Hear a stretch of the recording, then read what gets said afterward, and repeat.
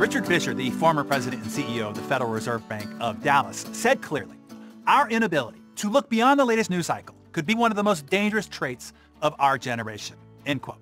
Hey, I know, I get it. Yes, we are living in a constant state of uncertainty. And it is certain uncertainty will be never ending. In these circumstances, it's easy to see how people can make decisions derived from the fear of present events that end up hurting their long-term interests. It's called short-termism.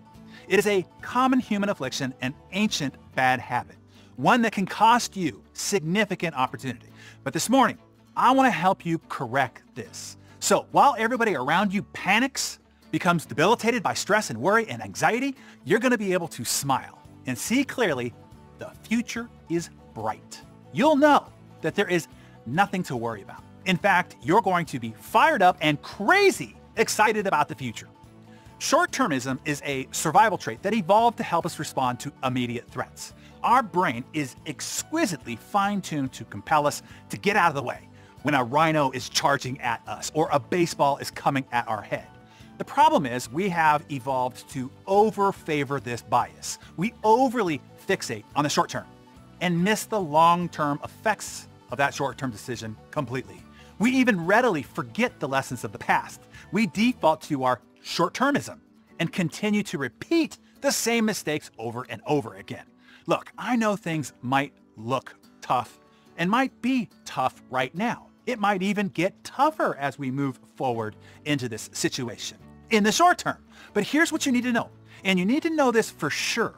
You need to know it once and for all, and you need to remember this when you once again default to worry and anxiety and fear about the present. And that is this: the future is always better. Always. And this is measured by almost every metric that there is out there. Let's just take the data of the thing that people are most panicked about. The very thing tracked and measured and reported on daily. This is the thing most all news and commentary are fixated on: the economy. Okay, let's take the two most cited measures of the economy: the stock market and housing. Those things that stated to be the most affecting of these metrics are inflation and interest rates. Okay, this is the Dow Jones Industrial Average over the last 50 years. In 1970, it was 5,842. It's not 10% or 25% or 50% bigger today. It is now 4 to 5 times that number, or a 500% growth rate. Do you know how many panicky news reports came out during that period? The tens of thousands of radio and television and newspaper hours and the online commentary all winding you and your worry and fear up, all the while everything just kept getting better and better. Look at the line between the 2 points. It's nothing but better and better over the long term. It points to only one direction, and that direction is up. So the present is 5 times bigger and better than only 50 years ago. And during that same period, we had inflation at 11.8% in 1975, 13.9% in 1980, negative 2.1% in 2009, negative 0.1% in 2015, to most recently 8 or 9%. In other words, no matter the swing in inflation, over time growth happens and the future still gets better and better. Look at straight GDP. In 1970, it was 1 trillion. Today, it is 23 trillion. That's 23 times bigger and better. It's even up per capita from 5.2 billion to 69 billion. That's 14 times bigger and better. Now, look at the annual change. In other words, over the short term. It's up and it's down, but both metrics over the long term are up, not just a little, 14 times and 23 times. Are you catching on here?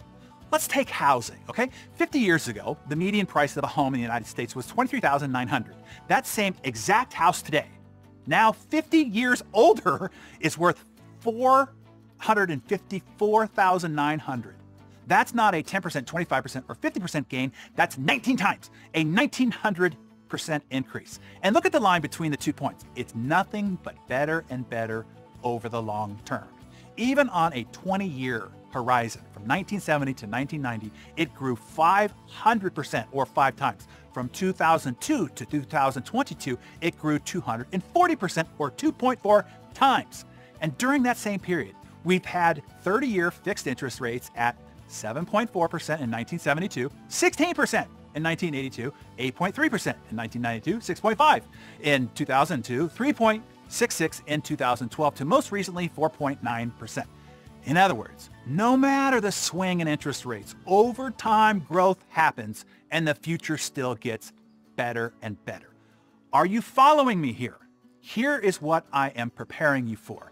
Yes, the next little while might be tough. Things will look down. Things will actually go down, maybe. But instead of going down with them, emotionally, energetically, and spiritually, you have to know, not by blind faith or naive delusions, but by facts, statistics, and by every measure that we have for human progress, the future will be better. What is exciting is we are living in the greatest time to be alive in the history of humankind. And yet still, with each passing day, it's getting better and better and better. If you will only keep your mind, your energy, and your activity focused on the long-term future, you will not only significantly improve your present results, you will multiply your future harvest. That, I tell you, you can bank on. This is such an important topic and mindset and spiritual perspective to have, that tomorrow I will point out those things that you have to guard against, the forces that trigger your short-termism response mechanism, which is why most people keep being sabotaged. But not you, not anymore. So be sure that you come back here tomorrow morning for that. And I will share some of the statistics on the future of wealth and how you can participate in it. That is sure to stoke your fires and have you be crazy excited about the future. For now, reinforce your long-term perspective. Jot down your notes in your Darren Daily Journal and share in the comments below. When you look back 20 years ago, how are you and how is your life and lifestyle better today than it was back then? Share a few examples or references to identify your better present.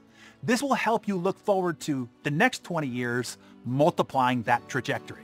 And I look forward to reading your progress and better present in the comments below.